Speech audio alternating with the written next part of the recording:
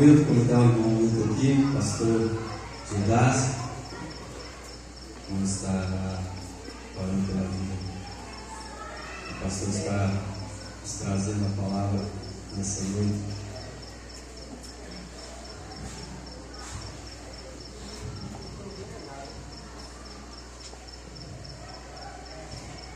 Amém. É um momento marcante para a minha vida, porque o pastor Judas na minha vida ministerial, família, na verdade ele é o nosso mentor espiritual. Foi ele que fez o nosso casamento, batizou os nossos filhos, casou os nossos filhos. Então, assim, a carreira ministerial, eu tenho muito carinho pela vida do pastor Judas. Trabalhando juntos, né? Terminamos aqui a caminhada aqui na região do Vitipá, fomos para Anápolis, né? Caminhamos juntos ali, e aprove Deus ele voltar aqui para a região, e estamos juntos novamente, né? Fazendo o trabalho do Senhor. Então, eu costumo dizer, onde o pastor Judas vai pregar, eu sempre levo um caderninho, porque vai sair coisa boa, né? Amém. Sempre Deus tem instrumentalizado ele. Então vamos orar, né? Querido Deus, a nossa gratidão ao Senhor.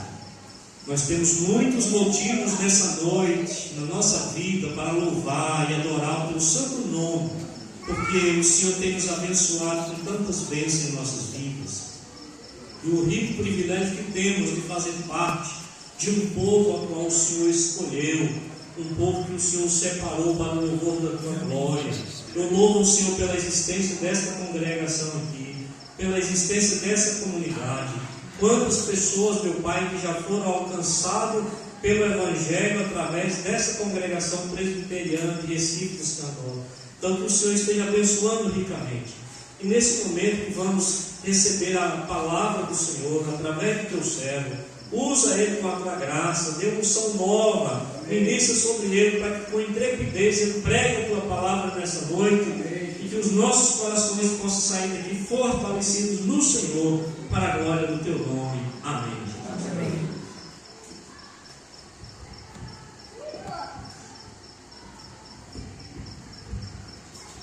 Graça e paz, queridos irmãos, queridas irmãs.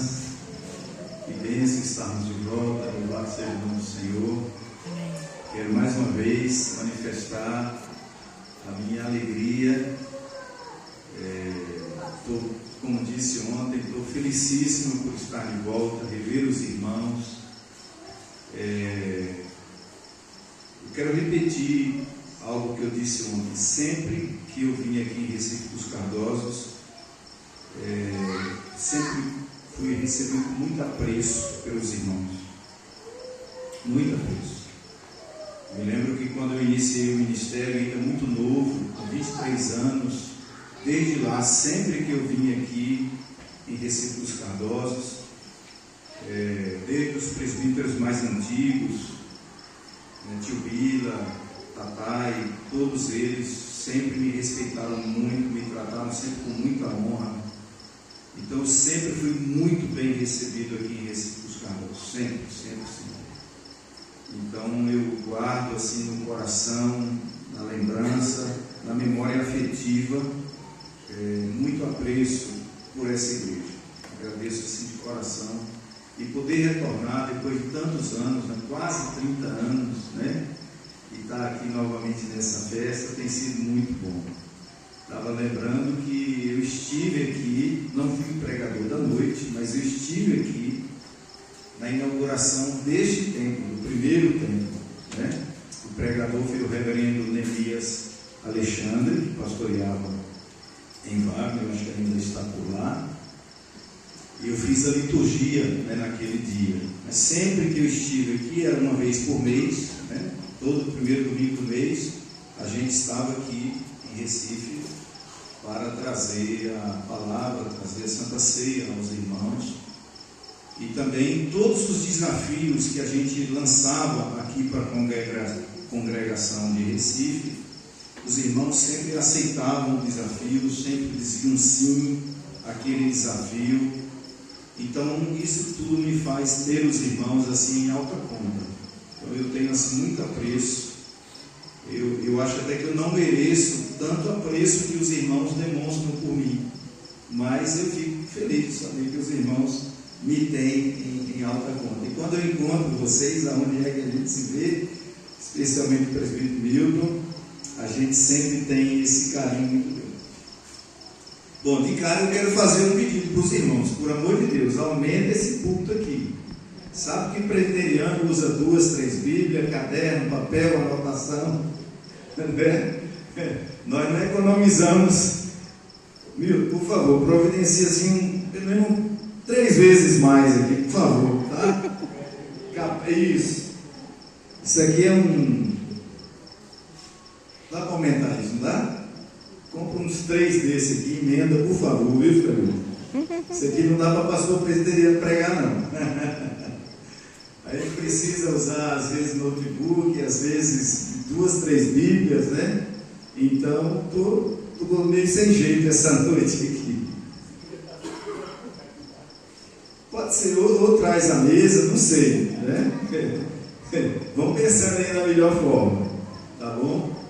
Na minha chegada aqui, irmãos, alguns irmãos, o presbítero, eu esqueci teu nome.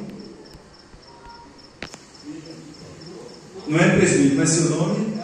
Augusto. Me mostrou, irmãos, fotos, eu com 23 anos, solteiro, batizando o filho dele. Eu ainda era magro, ainda tinha cabelo, o bigode ainda era branco. Vai ter? Ainda era preto. Vai ter, né? Então, tá bom. Acho que eu estou estragando a surpresa, então. Então, assim, só para dizer, sempre que eu estive aqui, os irmãos me receberam com muito apreço. E eu agradeço de coração. E eu queria, vamos dizer assim, pronto, resolveu. Na próxima, o conselho da igreja vai providenciar um púlpito bem grande. E aí vai dar certo.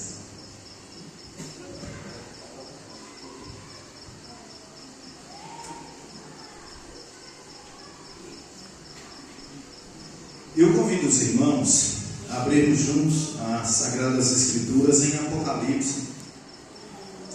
Apocalipse capítulo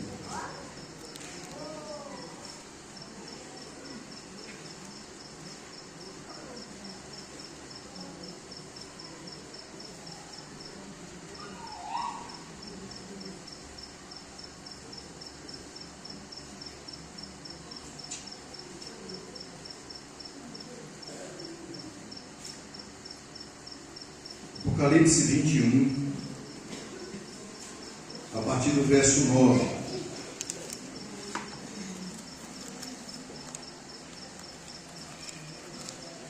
Apocalipse capítulo 21, a partir do verso 9. Aqueles que quiserem ficar de pé em reverência à santa palavra do Senhor, podem ficar. Assim nos diz então. Então veio um dos 7 anjos, que tinha as 7 taças, cheias dos últimos 7 flagelos, e falou comigo, dizendo: venha, vou mostrar-lhe a noiva, a esposa do Cordeiro.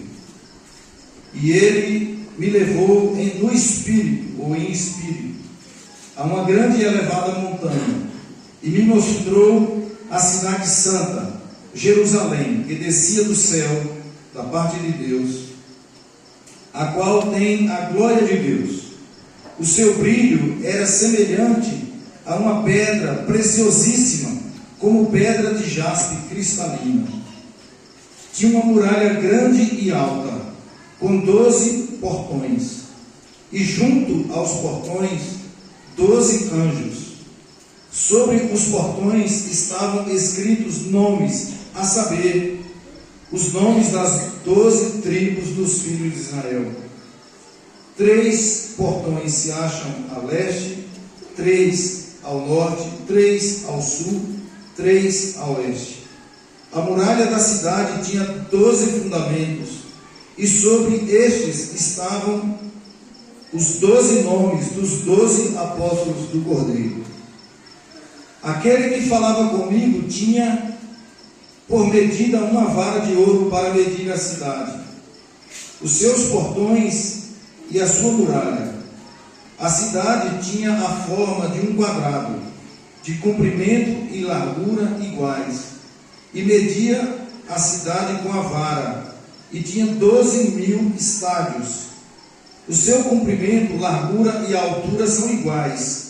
Mediu também a sua muralha, e tinha 144 côvados, pela medida humana que o anjo usava. A muralha era feita de jaspe, e a cidade de ouro puro, semelhante ao vidro límpido.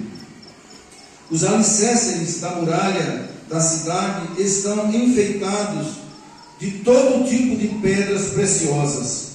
O primeiro alicerce é de jaspe, o segundo de safira, o terceiro de calcedônia, o quarto de esmeralda, o quinto de sardônio, o sexto de sábio, o sétimo de crisólito, o oitavo de berilo, o nono de topázio, o 10º de crisópaso, o 11º de jacinto, o 12º de ametista. Os 12 portões são 12 pérolas, e cada uma desses portões é feito de uma só pérola. A praça da cidade é de ouro puro, como vidro transparente. Não vi nenhum santuário na cidade, porque o seu santuário é o Senhor, o Deus Todo-Poderoso e o Cordeiro. A cidade não precisa do sol, nem da lua, nem lhe dá claridade, pois a glória de Deus a ilumina, e o Cordeiro é a sua lâmpada. As nações andarão mediante a sua luz, e os reis da terra lhe trazem a sua glória. Os seus portões jamais se fecharão de dia, pois nela não haverá noite, e lhe trarão a glória e a honra das nações. Nela não entrará nada que seja impuro, nem o que pratica abominação e mentira, mas somente os inscritos no livro da vida do Cordeiro. Amém. Amém. Podem sentar. Irmãos e irmãs, em que medida, em que honra você tem a igreja? Qual a estima que você dedica à igreja do Senhor? Hoje em dia, a igreja está passando por um período de muito ataque. Talvez o maior ataque que Satanás tem desferido contra a obra de Deus é contra a igreja. E por causa disso, cresce o número de pessoas que dizem que não precisam da igreja, que não querem congregar. São pessoas que dizem assim: eu quero Jesus, mas eu não quero a igreja. Eu quero Jesus, mas eu não vou frequentar a igreja, porque a igreja tem muitos problemas. Só para os irmãos terem uma ideia, esse último censo que foi lançado ano passado, de cada 4 pessoas que se declaram crentes, uma não frequentam mais uma igreja, não vão mais uma igreja, por várias razões. Ou porque estão decepcionados com a igreja, ou alguém lhe feriu, ou alguém lhe machucou, ou porque queria ser eleito para um cargo, presbítero, diabo não foi, enfim, alguma coisa. O fato é que de cada 4 pessoas que se declaram evangélicas, uma não vai mais em uma igreja.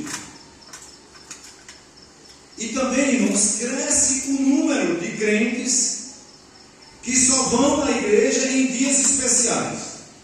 Só vem na igreja no dia de Santa Ceia, só vem na igreja no dia que tem uma festa como essa, só vem na igreja o dia que tem uma programação especial, um pastor de fora, enfim, muitos já não congregam mais assiduamente os trabalhos de uma determinada igreja.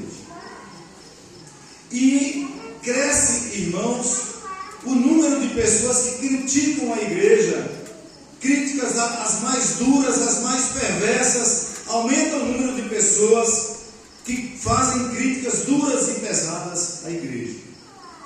E em grande parte, irmãos, em grande parte, nós temos que admitir que essas críticas são procedentes, não justificáveis, mas são procedentes. Por quê?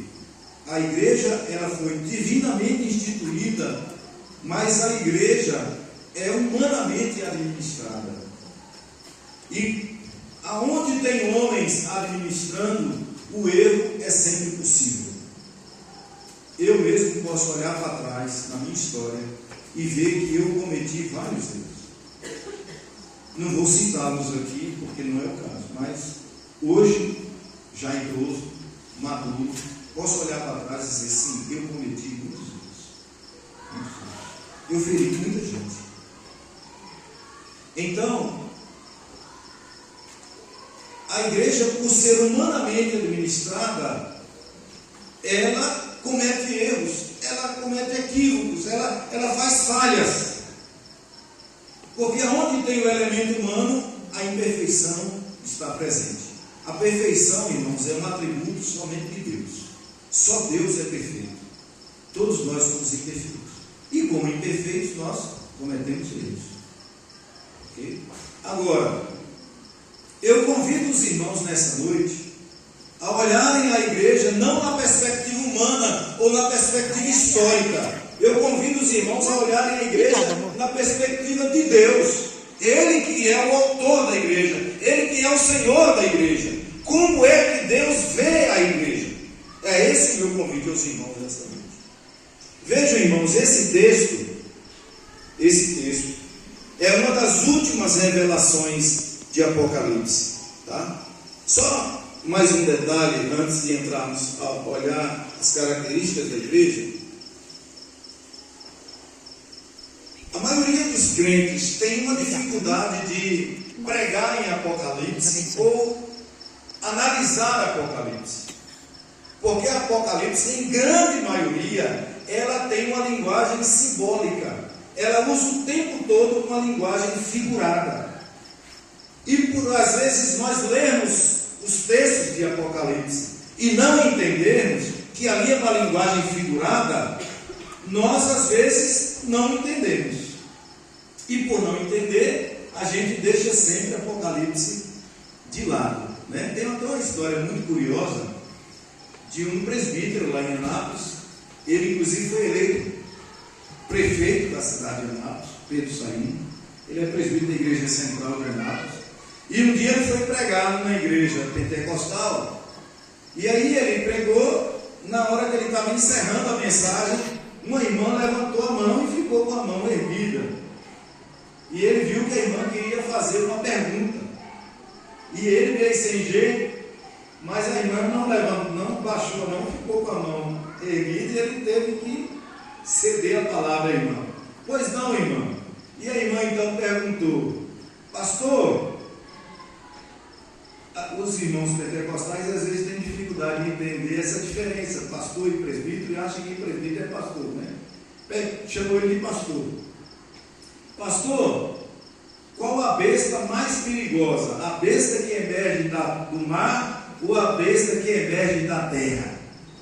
E ele não sabia a resposta, mas ele tem uma presença de espírito muito grande. Ele respondeu assim: olha, essa besta que vos fala, que sou eu, porque de besta eu não entendo nada. Então, irmãos, você vê uma besta que tem 7 chifres, que tem 7 olhos, né? Essa linguagem assusta a gente, e a gente não quer ler o Apocalipse. Mas só uma dica para os irmãos: quando a Bíblia fala, por exemplo, de chifre, ela está falando de poder. Se a pessoa se a imagem tem um chifre, tem poder. Se tem 2 chifres, tem poder dobrado. Se tem 7 chifres, tem poder ilimitado. Se ela tem 7 olhos, é o conhecimento, ela tem capacidade de ver. Só uma dica, tá certo? Também, irmãos, a nossa dificuldade com o Apocalipse é porque a palavra Apocalipse no Brasil chegou com uma ideia de destruição, de caos. Quando você assiste uma reportagem na televisão que diz assim, cenário apocalíptico, né? Quando a gente viu aquela destruição agora no Rio Grande do Sul, né? Quando a chuva destruiu tudo, aeroporto, indústria, casa, né? Tudo destruído. Mas a palavra apocalipse, irmãos, não significa destruição. A palavra apocalipse significa revelação. Deus está revelando à igreja as coisas que viriam. Tá certo? Um anjo pega na mão do apóstolo João, né? E vai mostrar a João as coisas que iam acontecer nos últimos tempos. E esse anjo vai mostrar a João agora a igreja. Veja comigo, irmãos, aí, ainda no verso 9, parte B, que diz assim: venha e eu vou lhe mostrar a noiva, a esposa do Cordeiro. Então, o anjo vai mostrar a João a igreja do Senhor Jesus. Porque quem é a noiva do Cordeiro? Quem é a esposa do Cordeiro? É a igreja. Somos nós. Então, João vai ver agora, com os olhos de Deus, as características da noiva, da igreja. E a primeira característica, irmãos, está aí no verso 10, ele diz: e ele me levou em espírito a uma grande e elevada montanha, e me mostrou a cidade santa, Jerusalém, que descia do céu da parte de Deus. Veja, a igreja também é chamada a Nova Jerusalém. Lembra do sermão de ontem? Né? Quando os filhos de Corá, lá no verso 4 do Salmo 46, diz, né?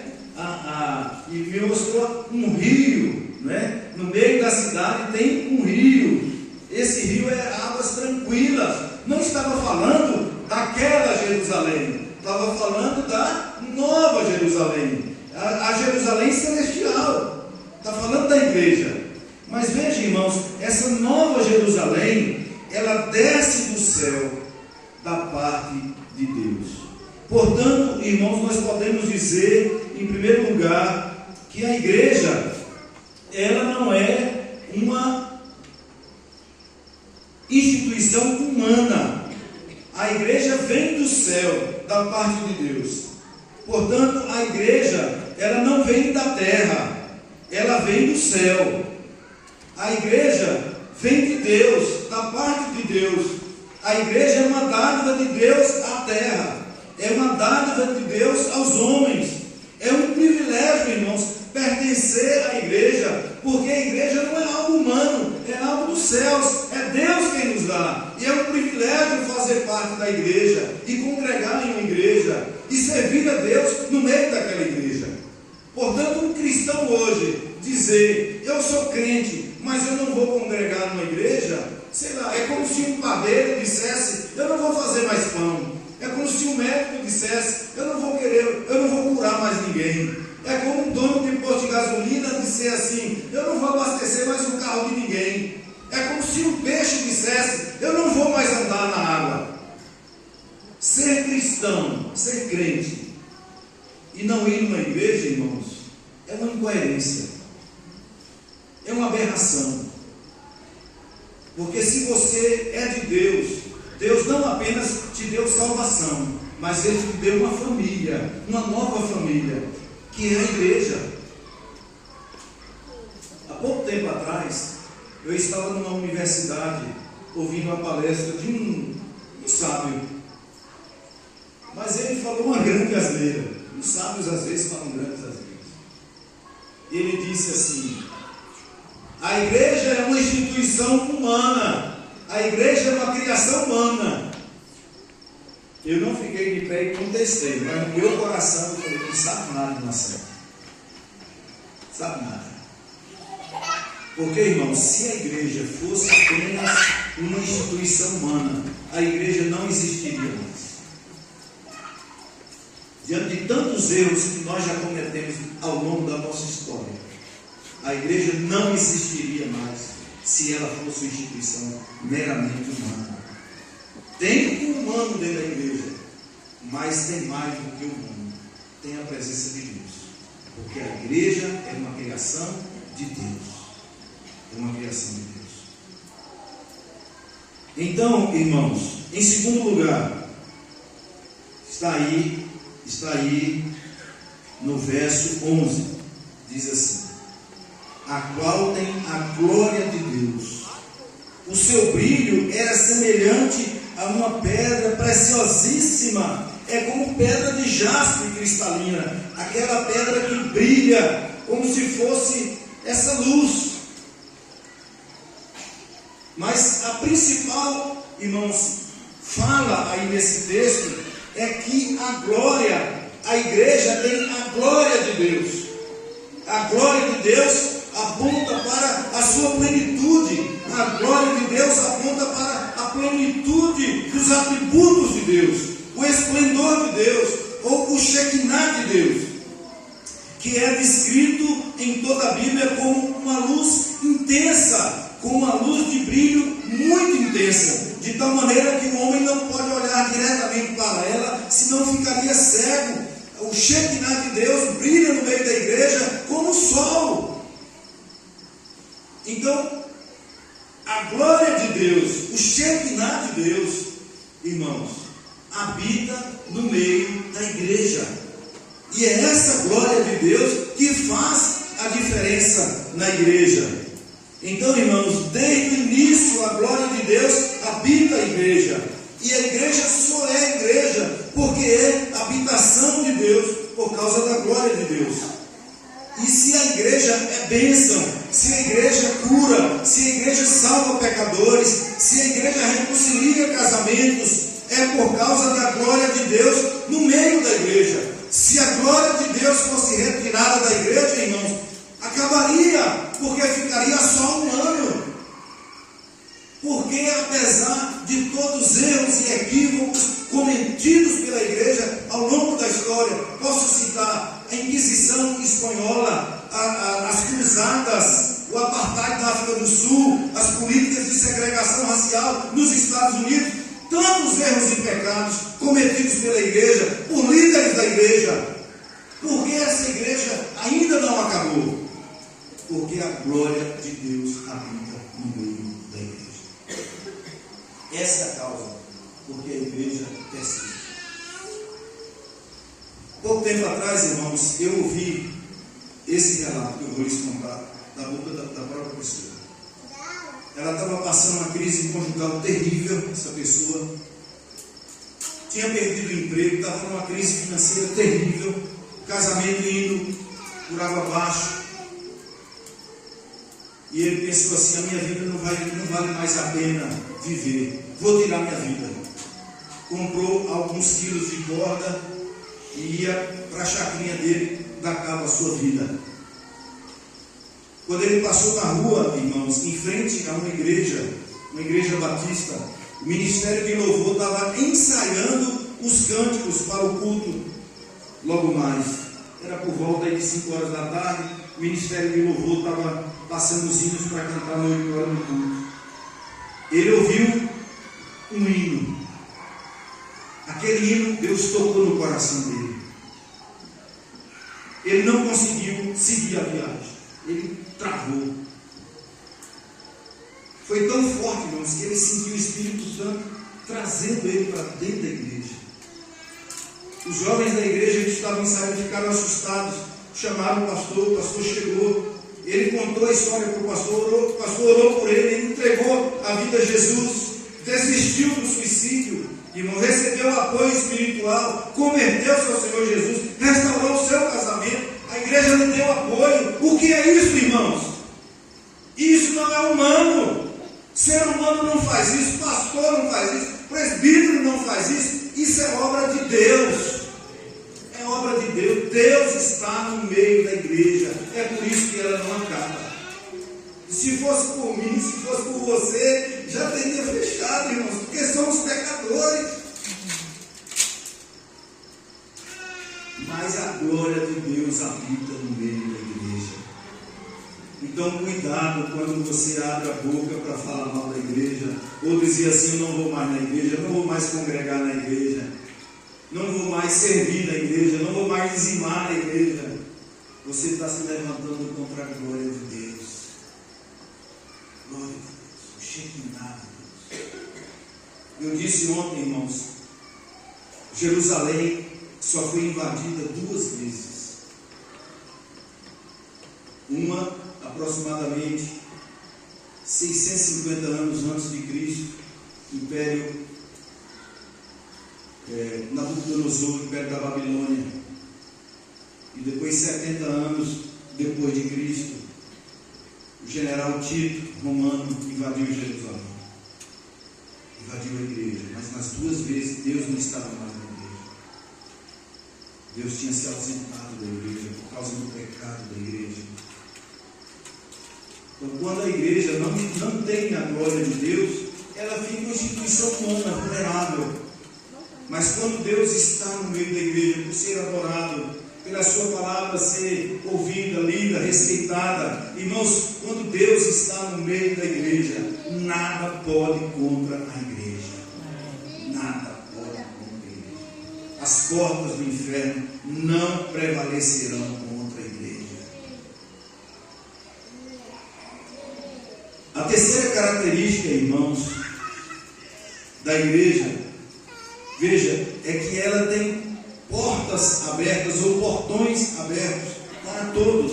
Vejam aí o verso 13 e o verso 15. O verso 13 diz assim, na minha versão aqui está dizendo portões, mas é portas, né? 3 portas se acham a leste, 3 ao norte, 3 ao sul e 3 ao oeste. Verso 15, aquele que falava comigo tinha por medida uma vara de ouro para medir a cidade, as suas portas e a sua muralha. Veja, irmãos, que a igreja, ela tem portas abertas para todos os lados.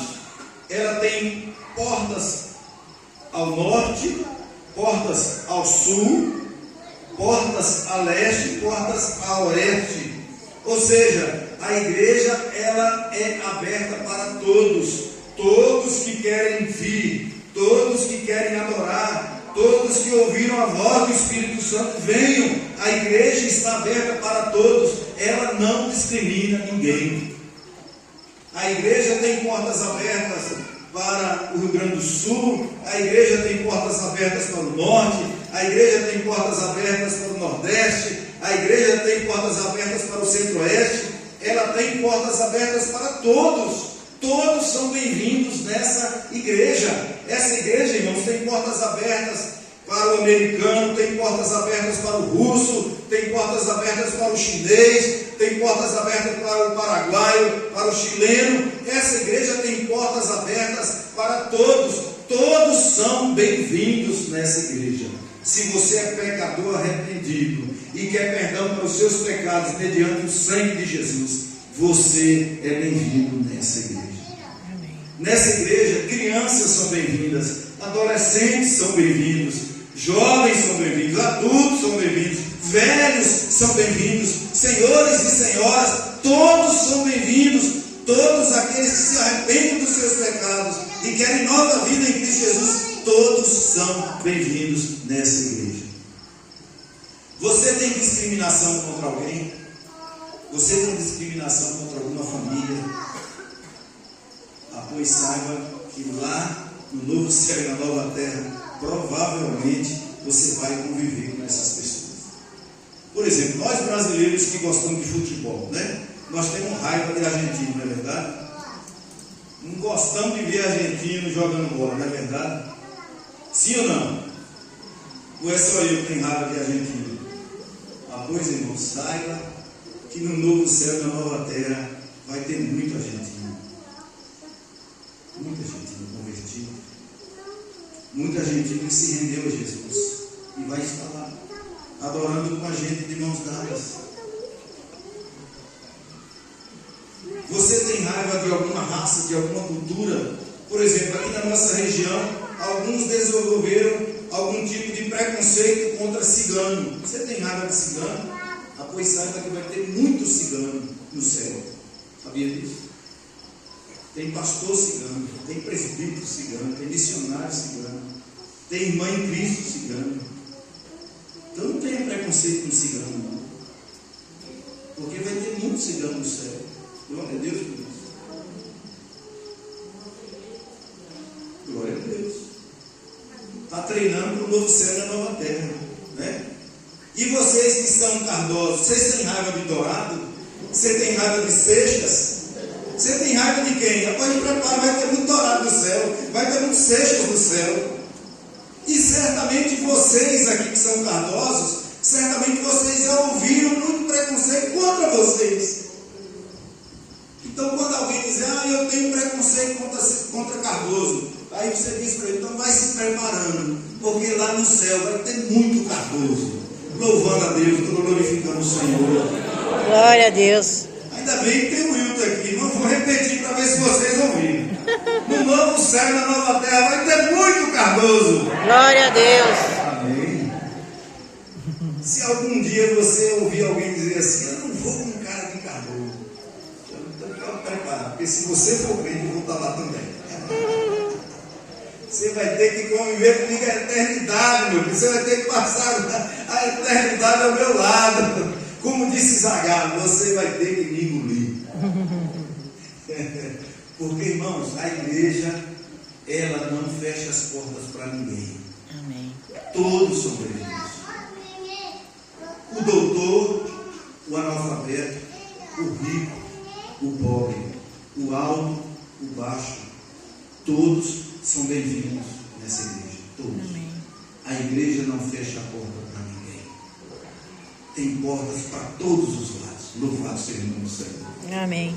Porque se não fosse assim, irmãos, quando os apóstolos disseram isso, pensa quem era o Brasil, né?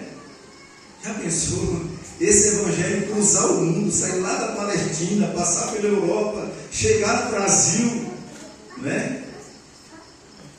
Mas louvado seja o nome do Senhor, que um dia passou um missionário aqui nessa região, pregou o santo evangelho, a semente do evangelho. E os nossos antepassados ouviram esse evangelho, creram nesse evangelho, foram salvos por esse evangelho. E um dia nós estaremos no novo céu e na nova terra com o Senhor Jesus. Amém. Glória a Deus.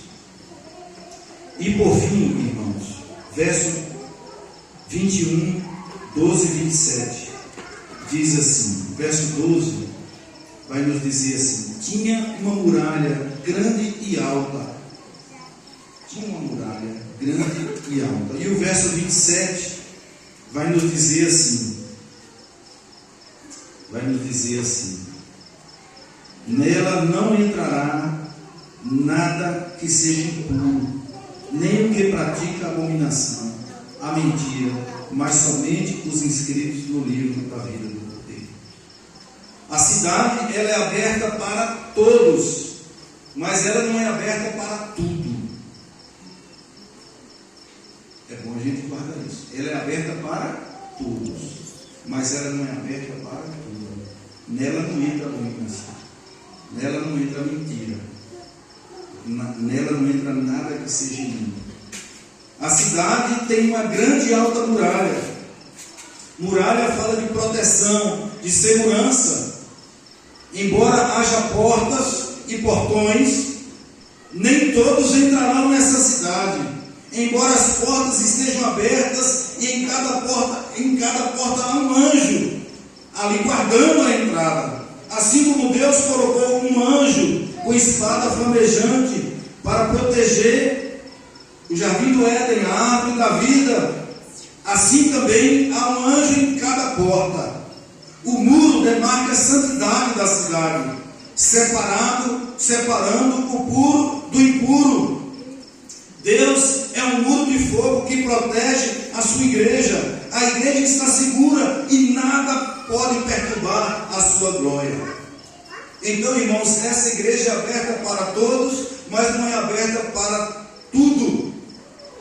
Lá não se entra de qualquer jeito, de qualquer maneira, com vestes sujas, impuras, imundas. Só entra ali aquele que tiver as suas vestes lavadas pelo sangue do Cordeiro.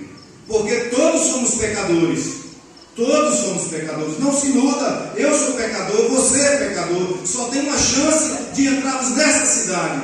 É termos sido lavados pelo sangue do Cordeiro, alvejado o nosso pecado pelo sangue do Cordeiro. Então, irmãos, o pecado não pode entrar na Nova Jerusalém. O diabo também não pode entrar na Nova Jerusalém, visto que ele foi lançado no lago de fogo que arde em fogo e enxofre. Embora a igreja seja aberta a todos, não é aberta para todos.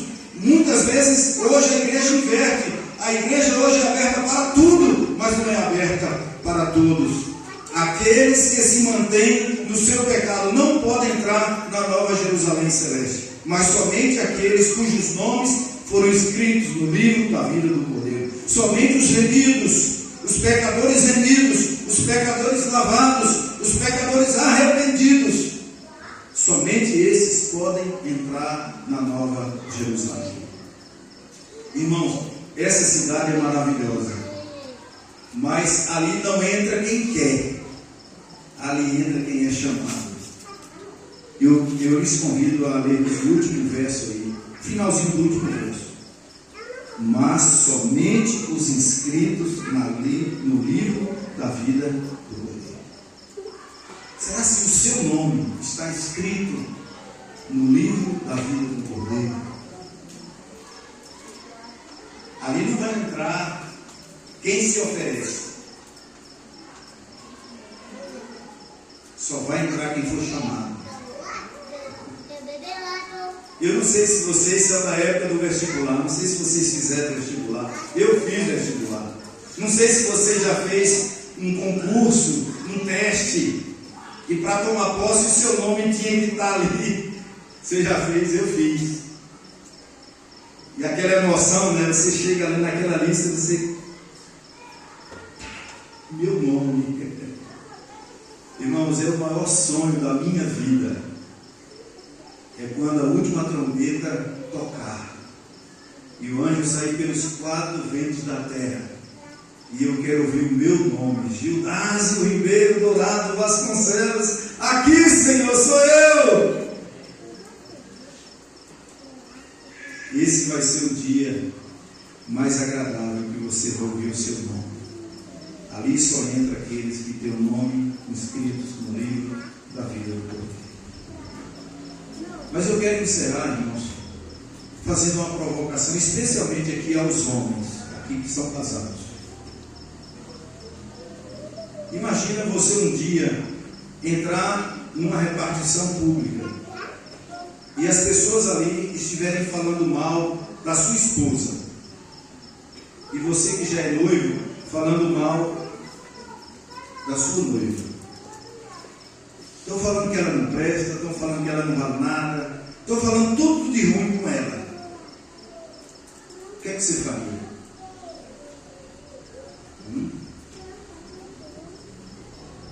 Imagine. Sei lá, você chega num banco, você chega numa escola e as pessoas estão falando mal da sua esposa. O que é que você faria? No mínimo, você ficaria muito triste com aquela pessoa, né? Você poderia dar uns bons tapefes na cara daquela pessoa, né? Mas como o crente não vai fazer? Ia dar vazão à carne, né? Você podia já entrar dando voadeira em lustre, pá, com porrada em todo mundo. Da minha esposa ninguém fala. Eu não sei o que você faria. Mas, lembre-se disso. Se você fala mal da igreja, você está falando mal da noiva, da esposa do Cordeiro. É com ele que você vai acertar as coisas. É por isso que a igreja, ela precisa ser valorizada, apesar dos seus erros. A igreja precisa ser revitalizada. A igreja precisa ser santificada. A igreja precisa ser plantada. A igreja precisa ser avivada, mas nunca destruída, porque ela é a esposa do Cordeiro. Precisamos valorizar essa igreja. Essa igreja, irmãos, foi comprada por Jesus com alto preço. Cada um de nós foi comprado por Jesus com alto preço. Jesus não comprou por real, Jesus não comprou por dólar, Jesus não comprou por euro. Jesus não comprou nem mesmo por ouro. Cada um que lhe pertence. Jesus comprou com seu próprio sangue. A igreja custou o preço de sangue. Jesus morreu por essa igreja. É por isso que nós precisamos integrar na igreja, servir na igreja, adorar na igreja. Porque essa igreja é a noiva do Cordeiro. Amém? Pense 2 vezes antes de falar mal dessa igreja. Pense 2 vezes antes de falar mal da igreja. Amém? Vamos orar? Qual tem sido a tua atitude em relação à igreja? Você tem servido na igreja? Você tem congregado na igreja? Você tem adorado na igreja? Você tem ensinado na igreja? Amém? Você está longe da igreja? Você está afastado da igreja? Você está decepcionado com a igreja? É hora de você voltar para essa igreja. Ela tem erros, sem dúvida nenhuma, ela tem muitos erros. Mas, com todos esses erros, ela ainda é a habitação da glória de Deus. Senhor, louvado seja o teu santo nome, Pai. Bendito seja o teu nome, porque o Senhor comprou para si um povo que se chama Igreja do Senhor Jesus, a noiva do Cordeiro, a esposa de Cristo. E nós estaremos para sempre com o Senhor. Louvado seja o teu nome. Ó Deus, perdoa os nossos erros como líderes dessa igreja. Temos errado, falhado. Ó Deus, reconhecemos os nossos erros. Mas mesmo assim, Senhor, sabemos que essa igreja é a habitação de Deus. Ela não é humana, ela não é terrena, ela é celestial. Ela vem do céu à terra. Ela contém a glória de Deus. Ela é aberta para todos, mas também ela é santificada pela presença do Senhor nessa igreja. Ajuda-nos, ó Deus, a amar essa igreja, servir a igreja, plantar a igreja, santificar a igreja, avivar a igreja, Pai, em nome de Jesus. Faz assim, ó Deus, nós te pedimos, em nome de Jesus. Amém. Amém. Vamos. Quero chamar o Wilton para a gente cantar um hino. Podemos cantar um, Wilton? Irmãos, eu tenho com o Wilton um ministério de toda terça-feira à tarde. A gente vai no Hospital do Lapão fazer visitas ao hospital, orar com os crentes, orar com o povo que está ali, desculpa, orar com as pessoas que estão ali internadas. E aí a gente sempre canta alguma canção.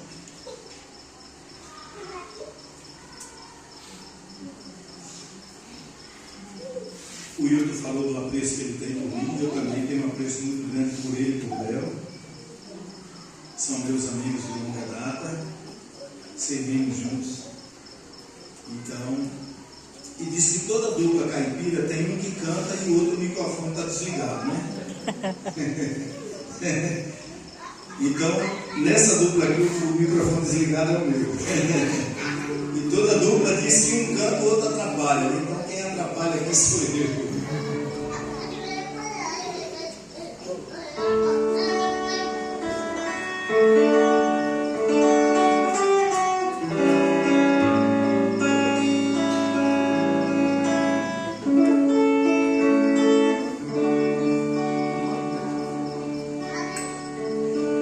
Divino companheiro do caminho, sua presença sinto logo ao transitar. Tu dissipaste toda sombra, já tenho luz da luz em ti.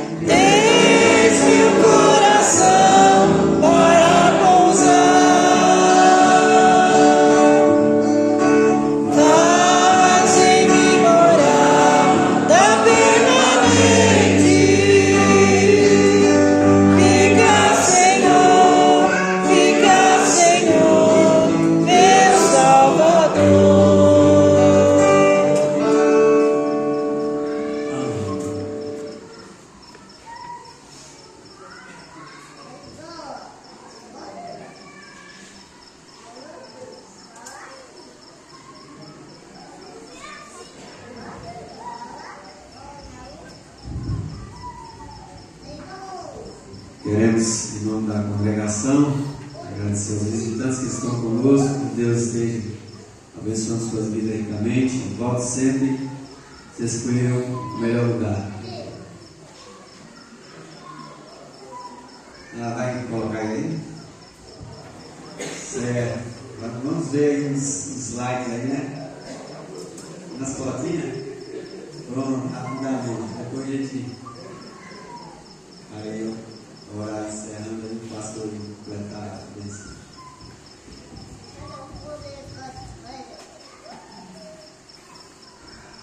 Isso aí sou eu,